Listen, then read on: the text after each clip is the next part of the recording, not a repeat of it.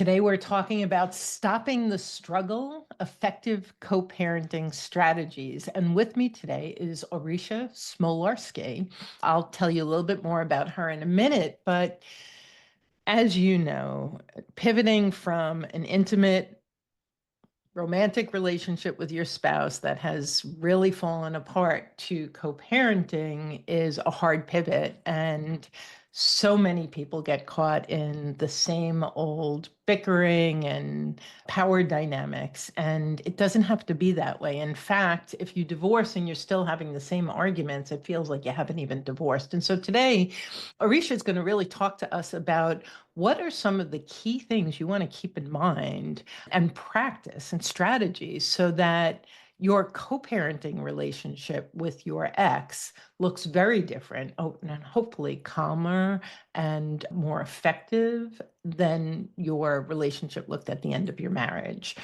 And before we dive in, just a little bit about Aurisha. She is a licensed marriage and family therapist, a certified co-parenting coach, a mediator, and a mother, and she shares her invaluable expertise. In fact, she's an award-winning author of Cooperative Co-Parenting for Secure Kids, the Attachment Theory Guide to Raising Kids in Two Homes. So this is just perfect. You want to check that out.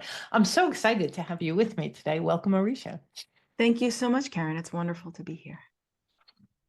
So before we dive into the topic of co-parenting, I love for my guests to share a little bit about themselves. And so my question for you today is, could you share with our listeners what you're most proud of in your life?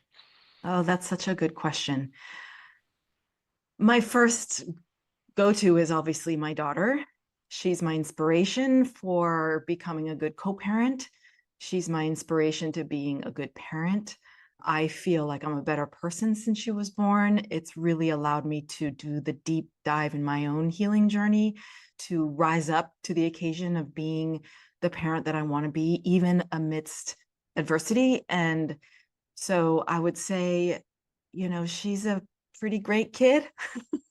I'm very proud of her. And so that's my first thought that comes in when I hear that question. I love that. I love that. I often answer that my greatest pride is my parenting as well. So beautiful. So you've written a book. So you're a family and marriage therapist, and yet you've written a book on co-parenting. Let's just start with, where'd that come from? Yeah, I started off, I've been working with individuals and couples for 10, 15 years, and then I got divorced.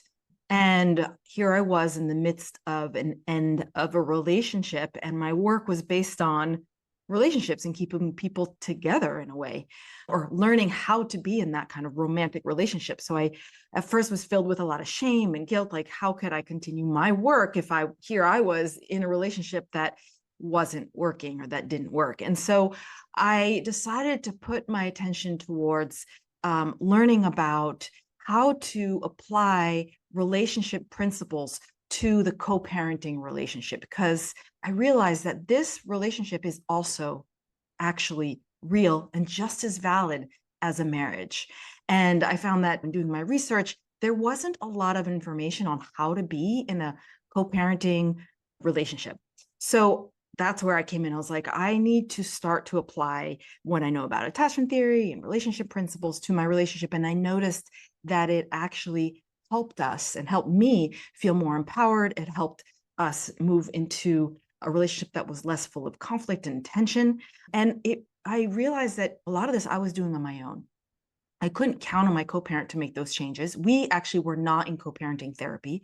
And in seeing how those changes and me applying attachment theory to that relationship was really helpful. And that's where I decided to write the book. And then I saw how helpful it was to my child as well, because her foundational structure became more secure and she was able to get back to just being her thriving, happy self. Beautiful. Let's start with, and you've been divorced, I've been divorced. So when a couple decides to divorce, we're pretty crystal clear on the shortcomings of the other person and what have you. And even in garden variety divorces, there's a mixture of emotions. Mm-hmm. When you describe pivoting from being intimately involved in a relationship to being co-parents, what is that paradigm shift that has to happen for it to work well? Yeah. So I talk about this as if it were like that mindset shift. So when two people are married or when they're romantically involved, they are each other's attachment figures. What that means is that they're each other's go-to people to get their needs met, their needs to feel seen, their needs to feel worthy, to be lovable. And often part of the reason they're getting divorced is because those needs, those fundamental needs are not being met. But they're still looking towards that person to get those needs met, which is what is happening in the co-parenting relationship if they don't actually learn to unplug those, I call them in my book, those attachment cables.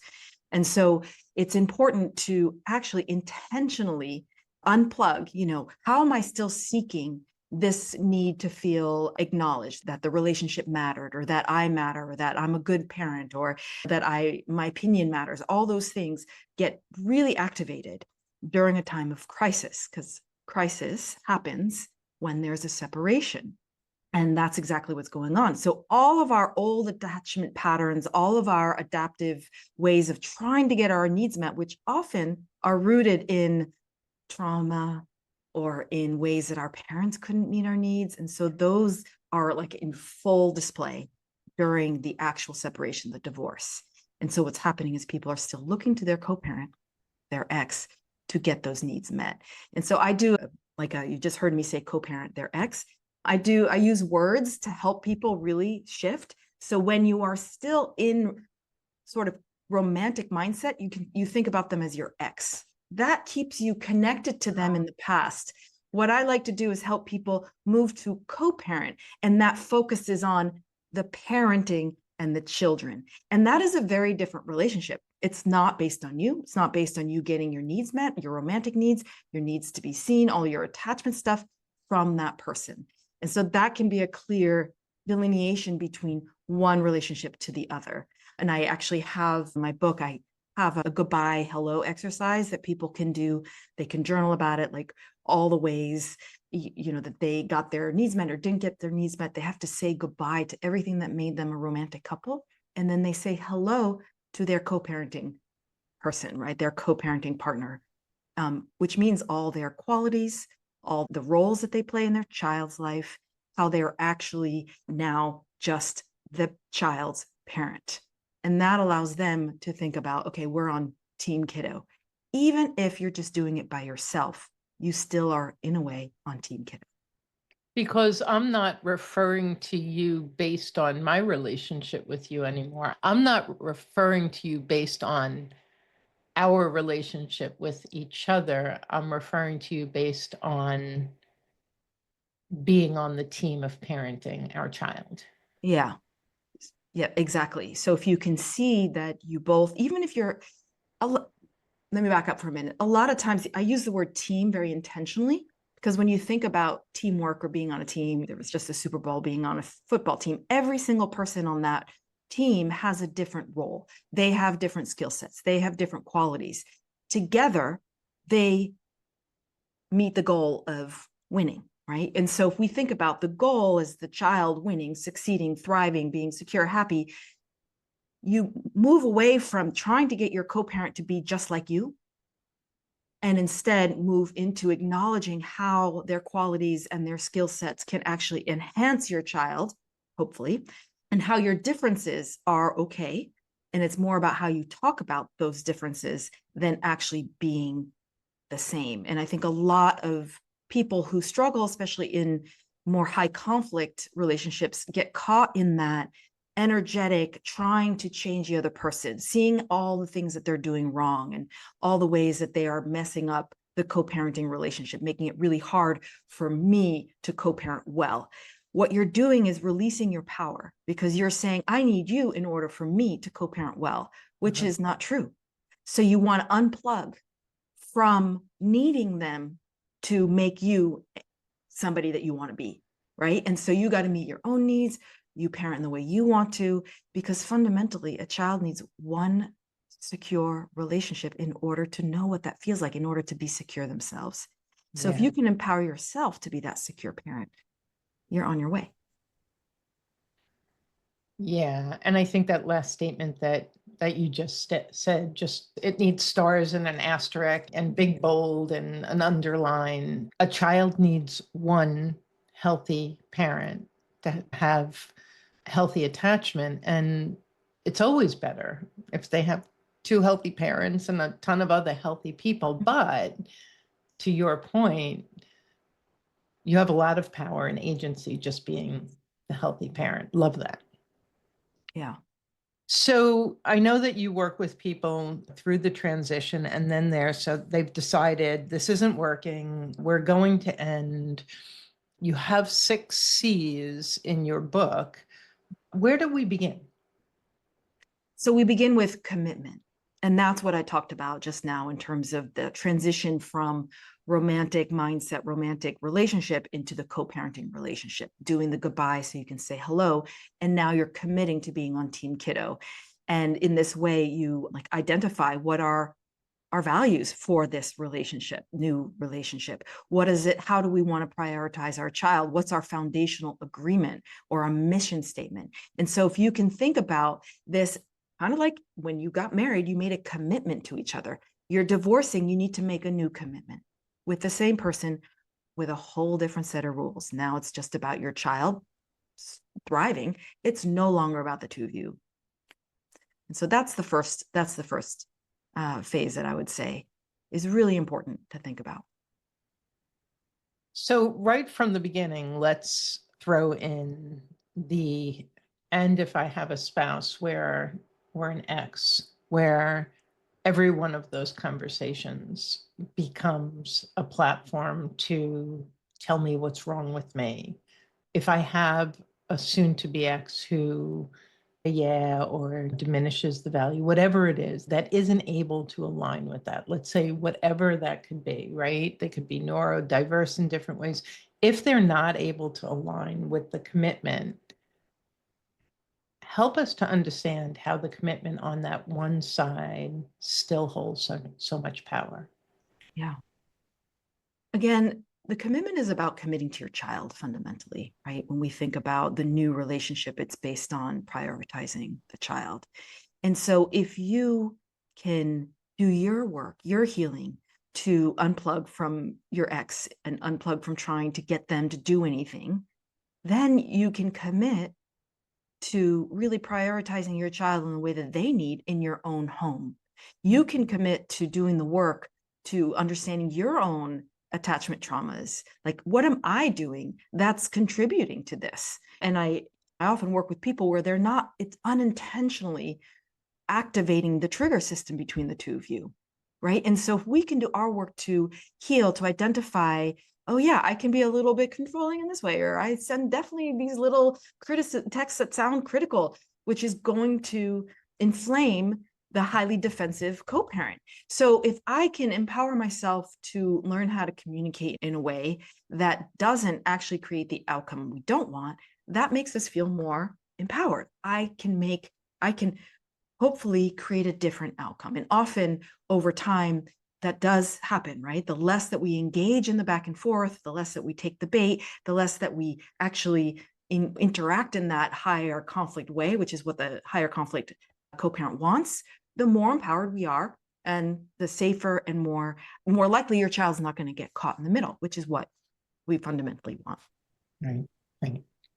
Okay. So what do we do after commitment? Okay, so when I work with co-parents, these C's don't always come in the same order as I have them in my book. But another one of the C's that is really important at the beginning is to look at collaboration, right? And so we talked about what does a team look like? And I mentioned that a little bit before, identifying your values. What are our parenting values? A lot of people have differences around this, different ways of parenting. Some are more authoritarian or authoritative or more permissive. And so again, not getting stuck in you have to be just like me, because even in a romantic relationship that's working, you're going to have different parenting styles. People come from different backgrounds. Right. So it's about looking at it as, how do I help my child understand these differences? How do we talk about it? How do we use this as a learning opportunity for the child to understand there is diversity, there are differences. They can start to apply that as they get older to critical thinking and solution-oriented thinking.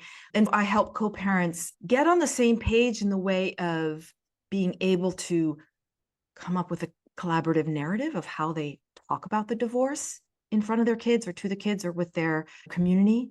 So it's really about learning how to be more on the same page, even if you aren't the same, so that you bring more of a united front to your kids, even if it's just you. So if you're like, oh, I hate the way my co-parent is parenting, it makes it so hard for me. He lets the kid watch so much TV that's like, completely contrary to my value. Instead of being frustrated and annoyed every time you see your kid and then they come in, Mommy, I want to watch more TV. You connect with them and you help your child understand that rules are a little bit different. There are different guidelines in different homes, just like there are different guidelines at your school or at your kids' houses, to understand and to teach them flexibility within the differences.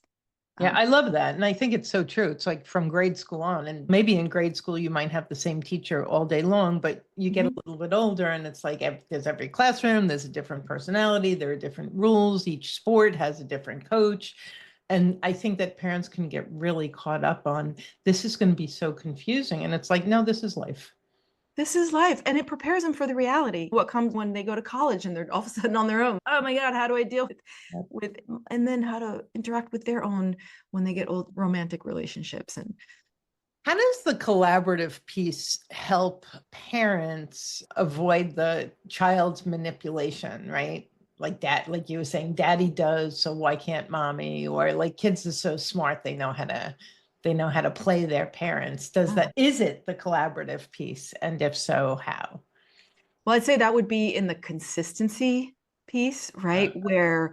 So that's one of the C's. So we'll jump into that. Consistency is about creating consistent routines and structures in and between both homes. So if a child has consistency even within your home, then they start to learn your values, your guidelines, your boundaries, and they know what to expect. So even if it's different in dad's house and they come home and they're trying to pit you against each other, often it's also trying to get information that's their job. A kid's job is to push up against the boundaries. Our job as a parent in our home is to hold safe and important boundaries for our child so that they can learn what it's like to have a reliable parent, right? So even if your co-parent isn't parenting or doesn't have the same rule about TV, if you have it consistent in your home, your child will bump up against it. That's fine. If you hold strong with love and respect and help your child feel validated in their emotions, I get it. It can be confusing. It's hard. I know you really love TV and you really want to do it, and you get to have that at your dad's house. This is the way that we do it in this house. And you keep bringing it back to the boundary and the expectations in your own house. And that is calming to the child. So are there a number of other things that, besides calming a child, like the whole concept of consistency, their lives have fallen apart now, they're going back and forth between two different households, they may be two different narratives. Just if we just kind of pull back from the co-parenting and just look at consistency in children, what is the value of children knowing what to expect, even if they don't want it? That consistency piece. Can you share that with us? Of course, your friends and loved ones care deeply about you. But if you're honest, while they mean well, when it comes to your divorce, they just don't get it. And sometimes you leave those conversations feeling even more isolated. If you're feeling lonely and craving connection, support, and practical guidance, our high conflict divorce support group is open and accepting rolling enrollments.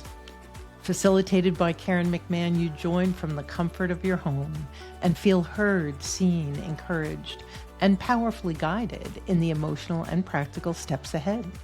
Go to jbddivorcesupport.com/HC and join us today.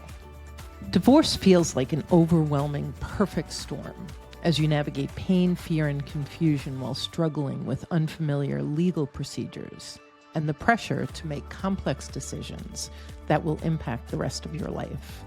Our free Rapid Relief Call provides the clarity and confidence you're yearning for.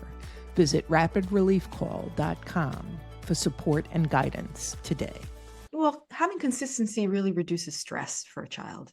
The knowing what to expect help them. It really helps them to be able to prepare for what is coming next. So consistency provides those structures that they can bump up against and they can feel safe within, right? So because they're learning and growing and they're always testing, and that's how anyone grows and learns, is they're curious. What happens if I do this? What happens if I do that? And if a child doesn't have consistent boundaries, then they actually get dysregulated. They need someone to help regulate their systems. When they're little, all the way up until 25, the human brain is not fully formed yet. The prefrontal cortex, the part of the brain that knows how to make decisions, that says, I'm safe, I'm not safe, or has the more developed aspect of the brain, is not online until they're 25. So a 2-year-old, a 3-year-old, a 12-year-old is still figuring out how to manage their emotions, how to self-regulate. And so they need us, in a sense, to provide that for them. I call it like they need to borrow our calm so that they can internalize. How do I learn how to regulate myself? How do I learn what I'm thinking and feeling? They need us to help create that structure around them. Right. I was thinking of a rabbit hole, but I'm not going to go down it just yet. Okay, so making that commitment to be on Team Kid makes so much sense. Figuring out how we can be collaborative, and no matter how much you dislike your ex, to be able to see where they have really good parenting skills. And you said something earlier that I want to highlight. You said something about intention, and I would say always assume best intention. And you could have a parent who's, let's say, ADHD, or they have some kind of anxiety, they have some kind of challenges, but people can be so quick to assume, like create the story of worst intention. They did that because they wanted to screw me in this way. And you said something earlier. And so I would imagine that falls under the collaborative part to really assume best intention. Does that make sense? Yeah, so I talk a lot about this in the way that we communicate, because often those assumptions turn into conflict. It's a Okay. big piece of conflict in like romantic relationships, in friendships, and definitely in co-parenting relationships, because people do assume the worst. Or they assume based on their own, like you said, narrative in their head. And so if you can shift that assumption, so this is part of the clarity and communication, right? If you don't lead with the assumption, but instead you bring curiosity and ask questions, it's going to decrease the trigger system, meaning it's going to help your co-parent feel like you actually are curious about what they think and feel, or that you are interested in their opinion and that you're not criticizing, right? So an assumption often is an analysis, or it's a criticism, or it's blame, or it's negatively biased. So if you move away from the assumption and gain information instead, that's more collaborative, more secure communication. Beautiful. Beautiful. We always say that you're either judging or you're inquiring, right? And so judgment is like, if you're judging them, it's like, I know what I know, and I'm in this little box, and you must have done this for this reason, and you're bad. Whereas inquiry, right? It's like, I'm so curious what caused you to, and can you help me to understand why? And with inquiry, with curiosity, we always learn. We may hear something we don't want to hear, but we're still learning. But when we're not asking, then we're stuck with what we have and we have nothing else, which seems like the opposite of expansive. Yeah, and I often find that co-parents come in with their wanting their co-parent to fit within a mold that they've already decided they are. You Oh, are a narcissist. I get that one all the time. And when I work with them, I find actually maybe they're not a narcissist. They have avoidant attachment communication style, which means that they are highly sensitive to criticism.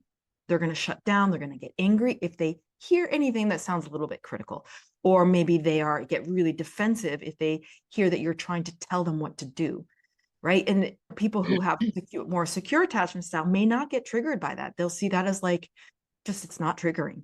So often, yes, it comes from deep wounding. It comes from not having a secure sense of self. It comes from a lot of shame and failure and lack of sense of worthiness.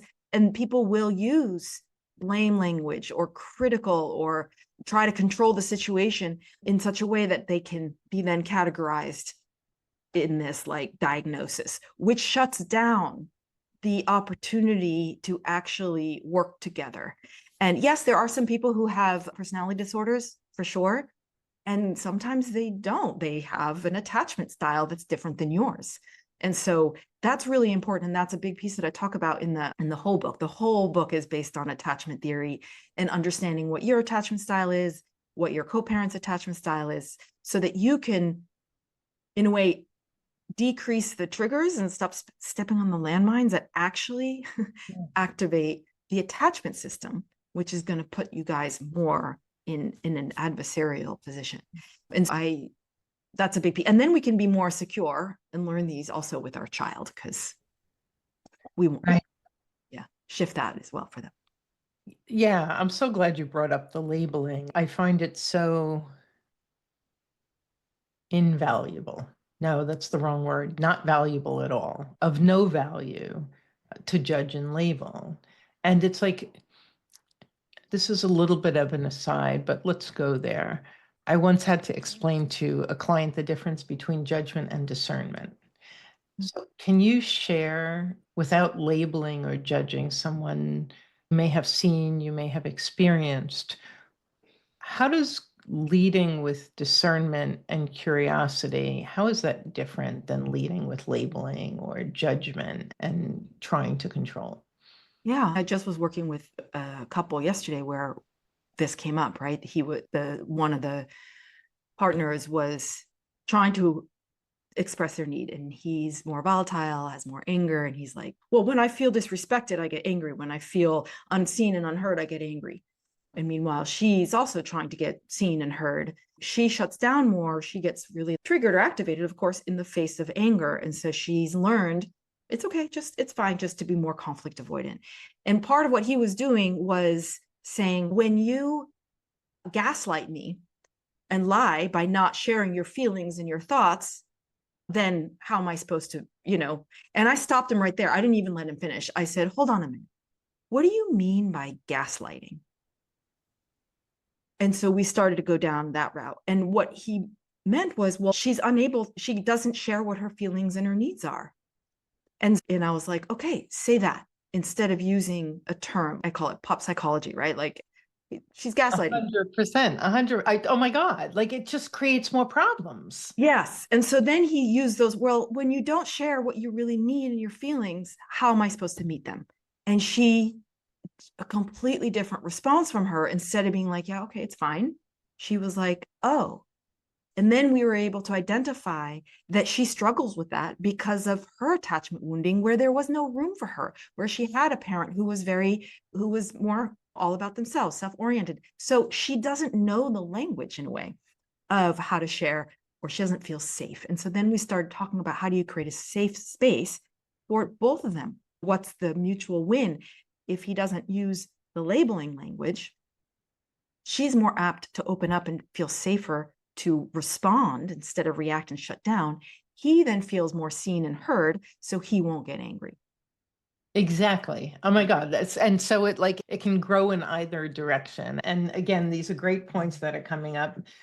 Stay away from narcissists, stay away from gaslighting, stay away from all of those terms, and just say what you're experiencing. It will be such a more effective conversation, and it won't be misinterpreted. Exactly. As much, at least. Yeah. Okay. So we've got commitment, collaboration, consistency, communication. So the other pieces of communication which are important, I think, is really thinking about that you're moving from more into the co-parenting relationship. And if you think about that as a nonprofit or a business, the way that you communicate with your coworkers is the way you're going to start communicating with your co-parent. So again, you're going to be very specific, provide, Business-like. yeah, very business-like. I say like in a nonprofit because there's no money to be made here. Your child is not a venture capital that you're trying to win that way. So, but yeah, you want to communicate with respect, bringing in a lot acknowledgments. The minute you use acknowledgments is I see you, it decreases the defensive response. So I see that you made lunch for Kiddo.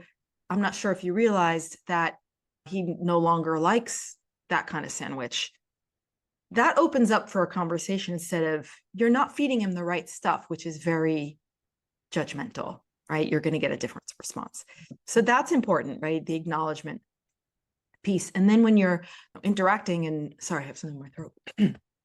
You want to make sure that you're very concise and clear. I love the whole use bullet points and stick to the who, what, where, and when. Sometimes the why. That's like an easy framework that you can just like, oh yeah.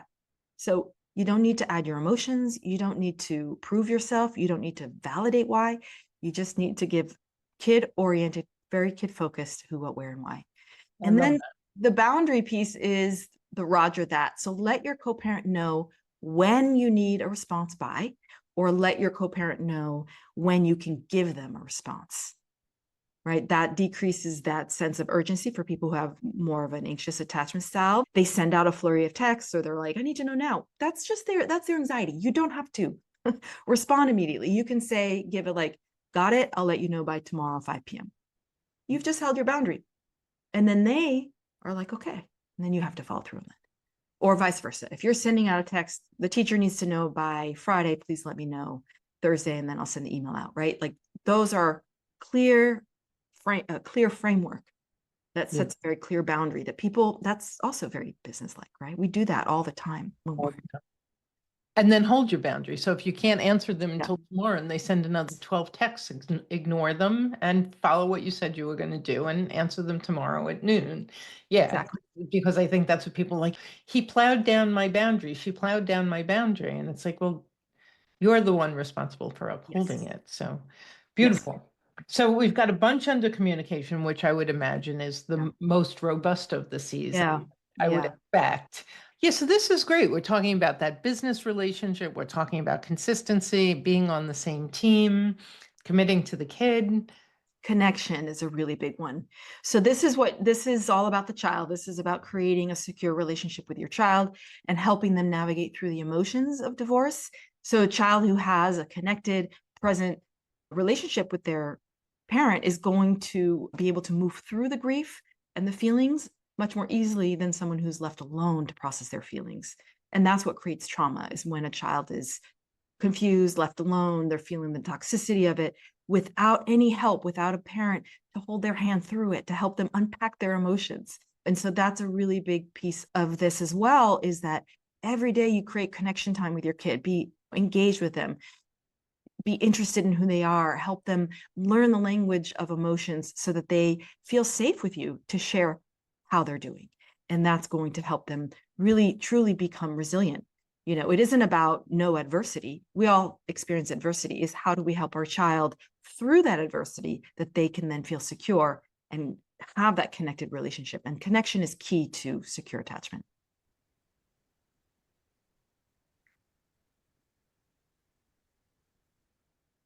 We have one more C.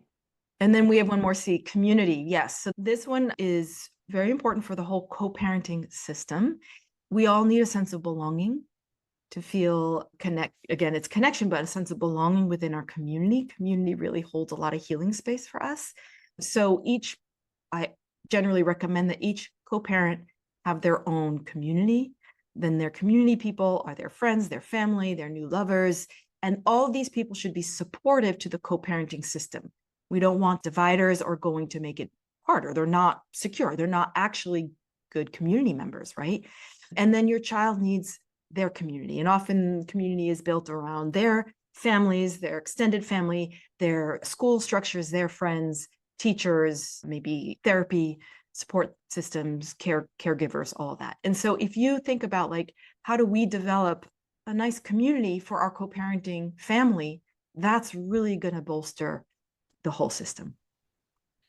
So that's like being involved in knowing who their teachers are, what sports they're in, like who their friends are, making sure that they are engaging as opposed to like living in their bedroom in front of a digital device all the time. Is that part of it or no?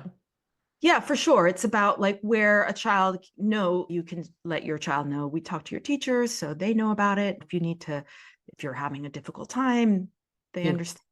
And so, and then the teacher knowing they can understand that if your child is quote unquote acting out, they're going to understand this kid is going through a hard time right now. I'm going to bring more patience and more help them in that Yeah. moment instead of blame them or make it harder for them, right? So that then the child feels seen and has a safe place at school as well.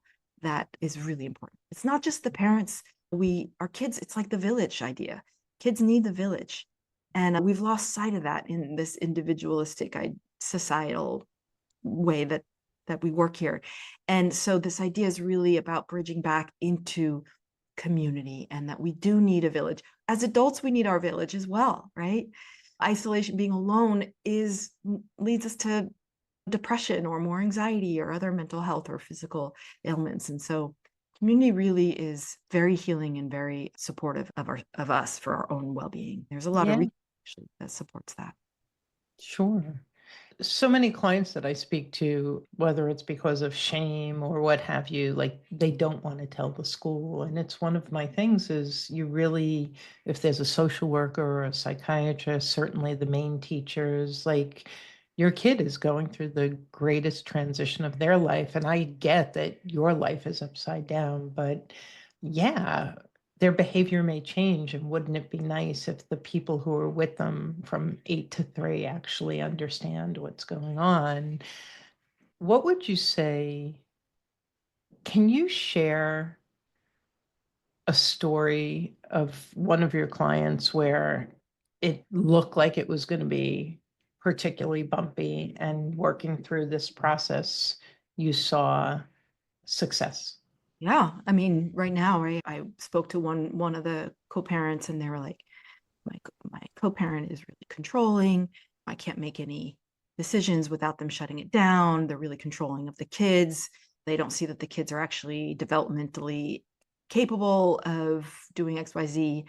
And then so I only spoke with her. Then I started working with them together, and in doing this, we were able to identify, helping them move from that me against you and identify how their old wounding was coming up and their past stories were coming into the room all the time. And now the person who was more controlling, we identified that was actually more of like a high anxiety OCPD, where you have to control everything as a way to make yourself feel safer. And it made sense because we identified that's what he had to do as a child. And once he got that, he's like, oh, okay. And that helped him disconnect from, I need to control and I need to know everything. And so we're often referring back to that as a way, and then as a way for him to kind of like disconnect from that anxiety response.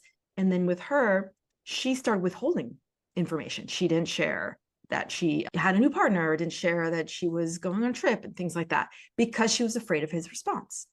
And her goal was like, of course I want to be collaborative, but he's going to, make it hard for me. He's going to get in the way, all those things. Once we start building more of that trust, when they learned how to communicate better based on some of these tips that I offered, understanding what's actually at the root cause of some of this conflict, disconnecting from the past hurts, the past like old relational patterns that did exist in their relationship, and moving towards healthier dynamics in this co-parenting relationship, we are making huge strides in a pretty short amount of time. I'm like impressed at their capacity to actually move through this with much more Beautiful. ease than I had expected. Yeah. Oh, that's wonderful. Yeah. So when did the book get published? It actually got published a year ago, so it's been a year since Okay, January. so give us the title and tell us a little bit about the book so our listeners can go grab it because it sounds wonderful. Yeah, so it's Cooperative Co-Parenting for Secure Kids, the Attachment Theory Guide to Raising Kids in Two Homes. And it's basically, it gives strategies and tips for co-parents who want to create a secure foundation and a secure two-home family system. And so it's a guide to creating and to understanding how you do your own healing and what are the co-parenting structures that your kids need. I outline all the C's in there and give you lots of anecdotes from my own experience and from my, clients' experiences to help you along the way. And can you speak before we wrap up? So I really encourage everyone listening to check out the book. It's robust. It's really a beautiful guide. For those of us who are co-parenting with that unique person who, for whatever reason, can't get out of their own way, put the child first and partner with Mhm. their ex. For that person, it's like you said all of these things, and it's like, God, that sounds so wonderful. I'm 18 years post-divorce. My ex is the pretty much the same person he was when we started Mhm. this. Yeah. And so I think it's very important for my audience of people who do have that very inflexible individual Mhm. to hear what you have to say about these 6 C's and everything one can do when that's the case. Yeah. I think if you think about shifting from trying to make the other person change, and I'm same. I've been in a co-parenting relationship with someone for 6 years and married before that for 14 years. It's the same stuff. And I sometimes, and I'm like, why am I kidding myself that they're changing? I'll get like a glimpse of like, oh, maybe this is kind of cool. We've actually moved into a different phase. And then boom, the same thing happens. And I'm like, don't kid yourself. And so I just keep going back to what can I do on my end? What can I control within my own home? What are the like values that I can teach my kid that are very different than some of them from my co-parent? What is it that I can do and maintain connection to me, my needs, my kids' needs, what's happening in my home, connection to my community? And that gets me out of that need for acknowledgement or that need for validation from him or that need for him to be a different person. And it just like, I'm constantly, not constantly, but every so often I have to remind myself, and I have a mantra: I will not and I cannot get roses from the hardware store. So find your mantra to remind you to get back to your own, like what you can control. You're doing the best you can. You're going to be that secure parent. And fundamentally, that's what your kid needs. Yeah, and I think what I hear in between the lines there is, Risha, is this: if I if I have expectations that are not based on my experience, that Right. he or she will be different, I will be triggered. I will be reactive. I will be less than my best co-parenting self. And if I can accept without judging, that's how they show up. Mhm. That's it. That's what we have. And that's it. It's actually that simple. That's what I have. And in some cases, what we have as a co-parent is just different. Sometimes the child is really struggling with the other co-parent. But no matter how complex the other side is, it seems to me that all of your guidance is about you do you.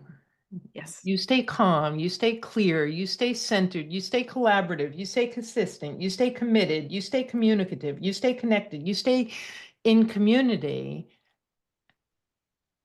and you're doing the very best you can do for your child, and that will be good enough. Absolutely. All we need to do is be good enough. We need to create that safe haven, that good enough safe haven, and your child will thrive. Beautiful. Yeah. And before we say goodbye, you have a gift for our listeners, I believe. Is that true? Oh, yes. If you go to my website, you can download your free communication styles quiz. So you can get a sense. I talked about your communication style a little bit. It's a window into what is my communication style. So go ahead to my website, which is aurishasmolarski.com, and you can download your free communication styles quiz. And Aurisha has quite a full mouth name there. So just go to the show notes, and there's a hyperlink. So don't even try and spell that. Just go to the show notes, click on the hyperlink, and check out her site, grab the free gift, and by all means, take a look at and purchase that book. If you're heading into co-parenting, it is only going to help. Yeah, and I welcome you to reach out. You can find me on Instagram at Cooperative Co-Parenting. Feel free to DM me if you have a question, or you can email me through the website, and I'm happy to chat with you. And perhaps we work together, or I can just give you a few little pointers that might help. Well, thank you so much for what you do in the world. And thank you for coming and sharing your expertise and your wisdom with our listeners. Really incredibly valuable. Thank you so much, Karen, for inviting me to be here. It's been a wonderful conversation, and I'm glad to hear, and I hope that people get something out of this, even if it's one nugget. Absolutely. They absolutely will. And we'll be back real soon. You have a great day. Take care. Thanks for joining us on the Journey Beyond Divorce podcast. I hope you found guidance and encouragement to help you along your journey. If you like my podcast, please take a minute to subscribe and leave a review on iTunes. You can also visit us at jbddivorcesupport.com, where our team of coaches support both men and women through our one-on-one coaching, group programs, online courses, and free resources. Stay tuned for our next episode, and I'll talk to you soon.